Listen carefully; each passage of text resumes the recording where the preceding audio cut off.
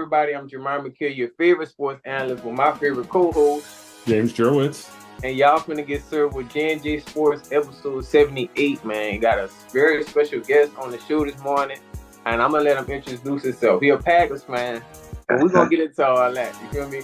Introduce yourself, man.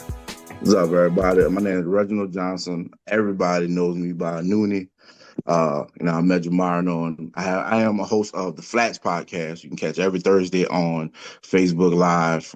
We have videos on YouTube, got some real good content. So if you're not a follower, not a subscriber, go check us out, Flats Podcast, Flats Pod on Facebook. Yes, man. Yes, man. Good people, man. Good podcast, man. Thank y'all for putting me on the show. But we're gonna dive right into it, James. We got a lot to cover, man. You ready? I'm ready. So, man, this first one we got up, man, NFL football. Now, Noonie, this topic is just strictly for you, man. This is kind of hitting your favorite team. Yeah, like this it right here. So, what is happening with Jordan Love and the Green Bay Packers right now? Like, I'm gonna say this. I think we're in a great place. As far as being 2-2, we lost Jordan Love on the last game of the first game of the season against the Eagles, right? Malik Willis came in, did what he had to do as a backup, gave us 2 wins, right? Yeah. Me personally, I didn't like the Jordan Love coming back for the Vikings game. Honestly, I wanted him to come back this week for the Rams. He came back for the Viking game, and it showed. You know, he started off slow as hell. And eventually, like I said, we kind of warmed up and you started seeing him getting back into the offense, him started coming back. So I think we're going to be fine tomorrow. I think we should destroy a very injured Rams team. But I think as for the Packers, I'm going to say for the Packers and as a whole, I think we're in a good place, man, because we actually hitting that stride. We just got to keep that injury bug away because that's been killing us for years. Talking even in the Aaron Rodgers era, we've always had little knick-knack injuries. Like last week, we lost Jair, which we need Jair every time we play Minnesota because Justin Jefferson is going to have his way.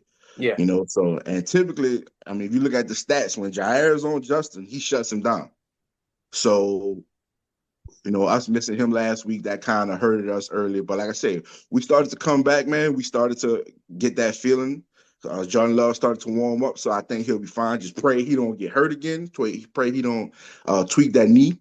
And that's the reason I didn't want him to come back because he did take a lick to that knee in the game and he got up hobbling. Yeah. So, but as for the state that we're in, I'm fine. I'm fine with 2-2. You know, as for you losing your starting quarterback for a few weeks and we had 500, we lost a game to the Eagles late. Yeah. We had a chance to beat Minnesota. So I'm just like y'all Saints fans say, we should be 4-0 right now. We could be 4-0. Right. I'm fine where we at, man. Right.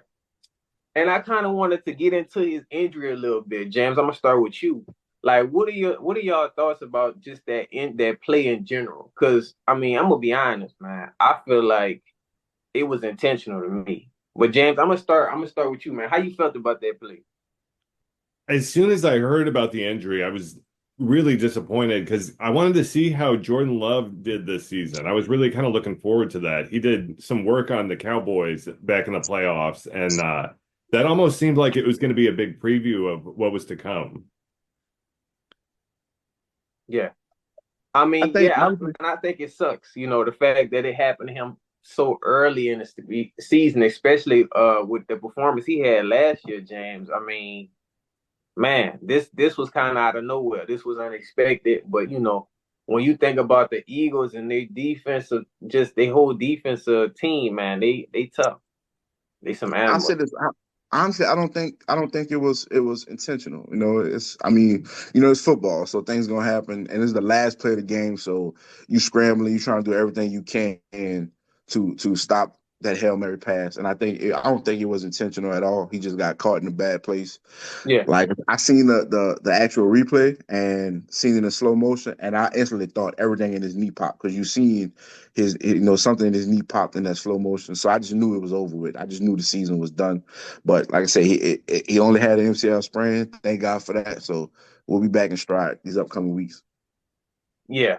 I mean, yeah, thank God for that alone, man. If we kind of look at his season stats last season, man, he averaged 4,159 passing yards, 32 touchdowns, and only 11 interceptions. Nah, man, I ain't gonna lie, that's impressive for like, a early on quarterback just coming in.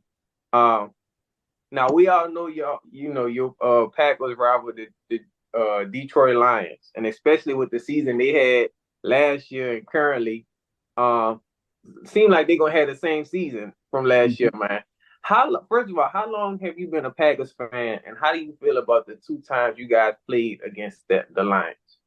So you're talking about last year, the 2 times Yeah, played yeah, last year? yeah. So I've been a Packers fan since I was about like 6 years old, right? So almost all of my uncles, one of my closest friends and his daddy, who I spent a lot of time with, they're both Cowboys fans. So I started out being a Packers fan going against the Cowboys, going against my friend and his team. Back in the day, I know you're a little younger, but back in the day, Yeah. you weren't seeing Saints games on TV. Back in the day when I was young, bro, we were listening to the Saints game on the radio. Right, They had right. a lot of blackout games. Back in the mid-90s, you had Green Bay, you had Dallas, you had Broncos, you had San Francisco, and you had the Bills. They were like the five hottest teams. So majority of the time you saw those teams on TV. So Yeah, I watched a lot of them. So that's how I started, just watching Green Bay. And then toward the end of that Cowboy reign, that's when Brett Favre started getting hot and Green Bay started getting good. We got Reggie White, so we started becoming the tender. We played again. I remember we played against the Cowboys in the playoffs and we lost. And I remember I was going, me and my friend sitting outside each other, watching the game with his dad. We going against each other. Started going for the Packers. A year or two later, we win the Super Bowl. And I was young, so I didn't even know they were the Packers. I always say it was the green team. I always look for right, the green team. I always look for number 4. So, and it literally stuck like ever since. If you ask some of my friends' dad, you ask my dad, anybody, I was like, I wonder how the hell this boy was a Packer fan. I'm, right. 5, 6, 7 years old saying I'm a Packer fan. And you look at high school articles of me playing football, they interviewing me, asking me, who's your favorite team? Reggie is a diehard Packer fan. You see me at college, all my college friends knew me for always being in the student union arguing about the Packers and the Saints. So Right. I've been a Packer fan since a kid, and I've just stuck with them ever since. Man, So, wow. but as for Detroit, man, I'm gonna be honest with you. I don't fear Detroit. Detroit Yeah, is a good team, and I watched the interview with Amon St. Brown, and listening to him, he respects Green Bay, and this was last year. yeah, So I don't fear Detroit. I have a real good friend of mine who I went to college with. He's a Detroit fan. We talk all the time. They are a good team, but I mean, last year we split with them. yeah, And they were a Super Bowl contender. They should have been in the Super Bowl. And yeah, last year we split with them. Honestly, I think we're gonna do the same thing this year. I think we're gonna split with them.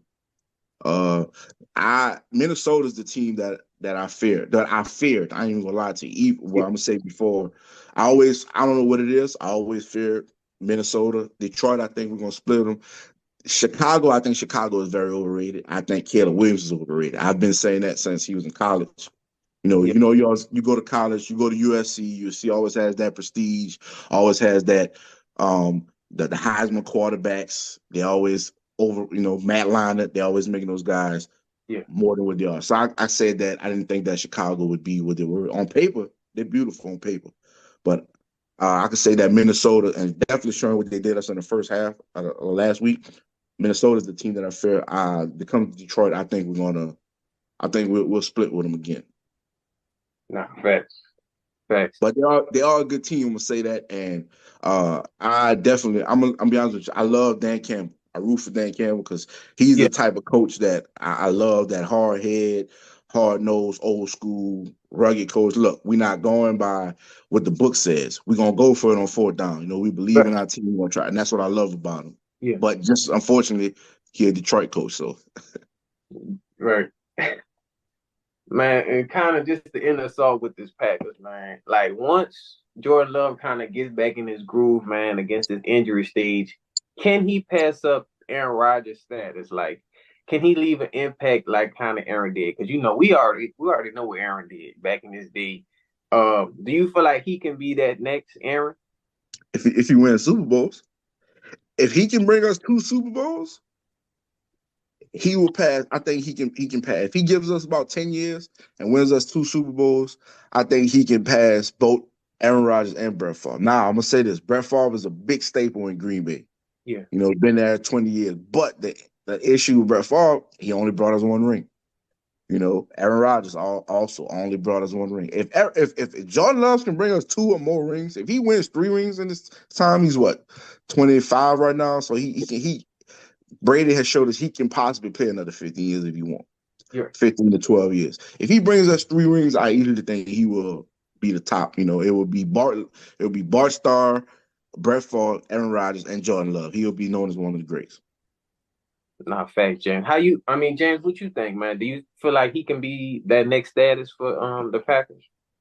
Oh, of course. Yeah. And I definitely agree that Super Bowls are going to do it. And, you had Aaron Rodgers, he got that Super Bowl really early in his career, it seems like, relatively, for how long his career has gone on. And he still continued to have deep playoff success every season. And he was always a threat. And that kind of has me thinking, like, Green Bay really ran the table there in the North for a long time. And do you think Caleb Williams, do you see a similar situation as what happened with Bryce Young in Carolina? What you mean, as in them not developing him correct, or thinking him going and sucking, and eventually they're getting rid of him? Yeah, like giving up like too early or something along those lines. Yeah, I mean, I listen. I think that's the issue with the entire NFL right now, bro. We want everybody to be Lamar Jackson and Pat Mahomes.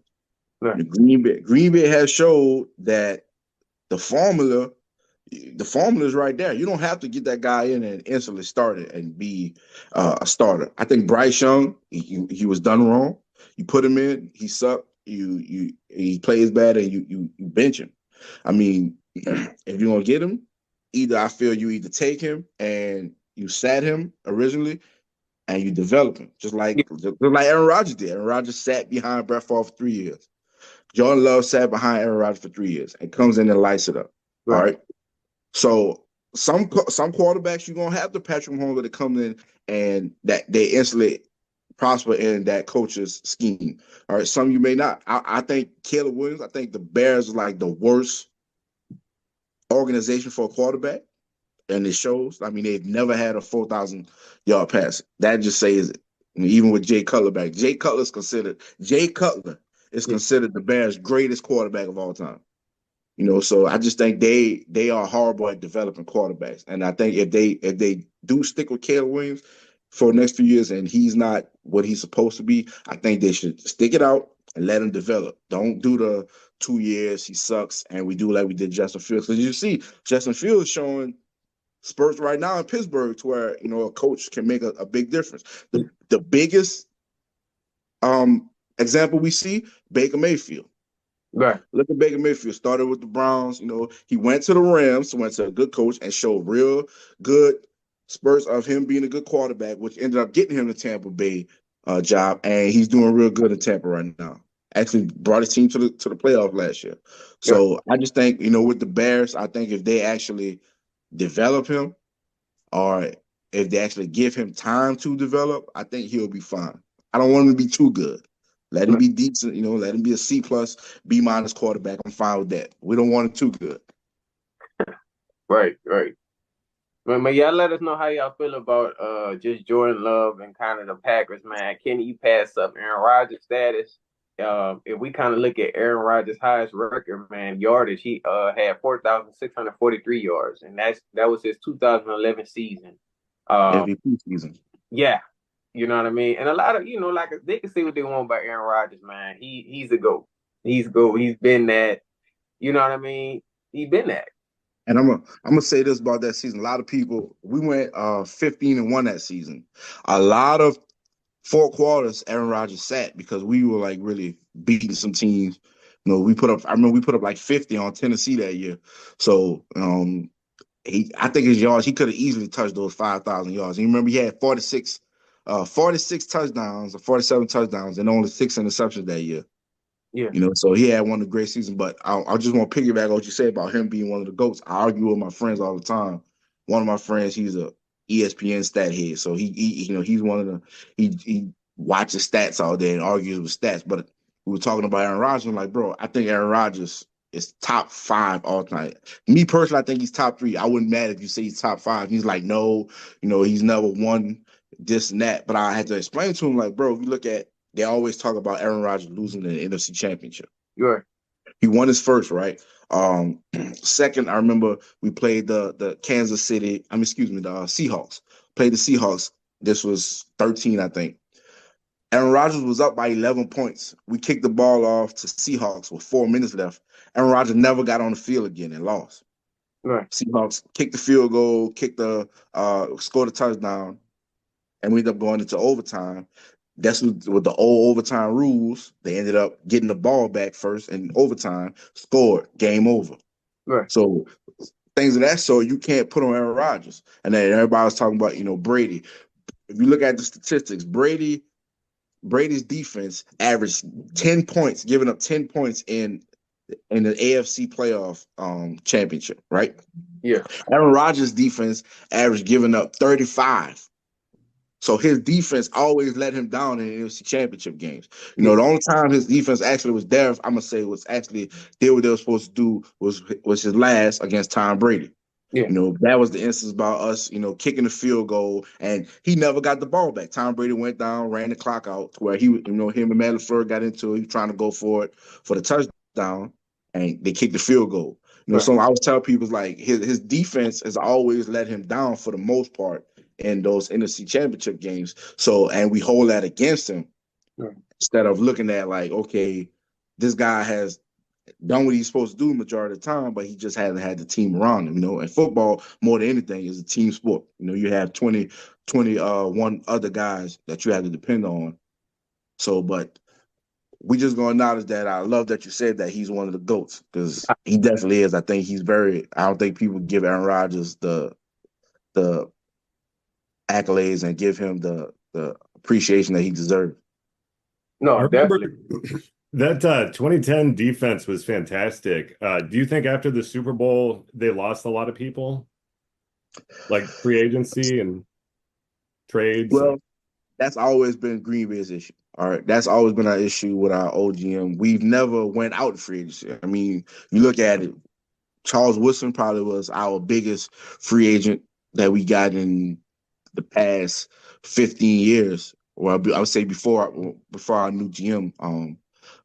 We never really got guys in free agency. We always just drafted guys, developed them. So it would take 2 years for us to develop guys. Now, I'll be honest with you, I was kind of mad when we got Jordan Love, because you got to think about it. The year before, and you said that, the year before, we lost the NFC Championship.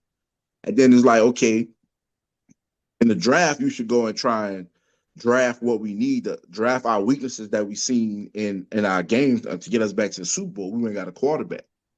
And that I kind of hated that. I love it now. I ain't gonna lie, seeing what the whole Aaron Rodgers situation happened, but we never did that. I'm gonna say back in the day, we never went out to free agency and got guys that we needed, even when we were losing the NFC Championship. When San Francisco ran on us like crazy, threw the ball 6 times, we never really went out in free agency and got guys that we would need for our weak spots of our game. And I mean, that also plays a part, like I say, in Aaron Rodgers not having the championships that he should have had in his career.